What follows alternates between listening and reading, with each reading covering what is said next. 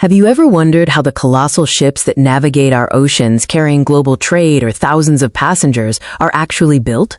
It's a monumental feat of engineering. Modern megaships are floating cities, pushing the boundaries of size and complexity. From design to sea trial, let's explore the incredible process of bringing these giants to life. Every megaship begins not on the water, but on paper and computer screens. The design and planning phase is crucial, setting the foundation for the entire build. Naval architects and engineers create thousands of detailed blueprints, covering everything from the hull shape and structural integrity to complex internal systems. Material selection is paramount. High tensile steel, strong yet lightweight, is chosen to ensure the vessel can handle immense loads in harsh marine environments. The hull is the backbone of the ship. Its construction is a staged process involving precision cutting and massive assembly. Megaships are too large to build all at once. Instead, steel plates are cut, often by plasma or laser, and prefabricated into massive, manageable sections called quote-quote blocks.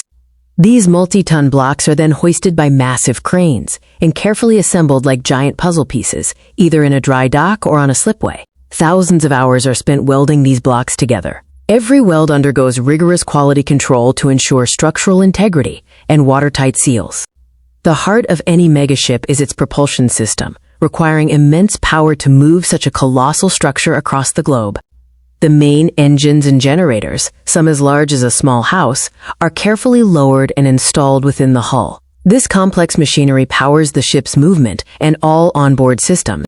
Propeller shafts and massive propellers, essential for driving the ship, are aligned and fitted with incredible precision, ensuring optimal efficiency and maneuverability.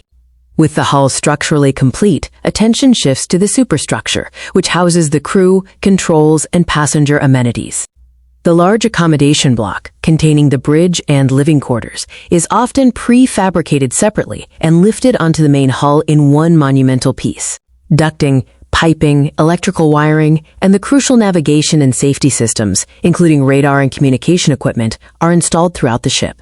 The final exterior steps involve crucial protective coatings and the exciting moment of launch. Specialized anti-fouling paints are applied to the hull to reduce drag, improve fuel efficiency, and prevent marine life from attaching to the structure.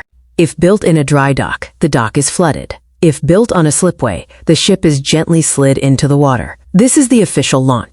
Before a megaship is certified for service, it must pass rigorous testing to ensure it meets all safety and performance standards.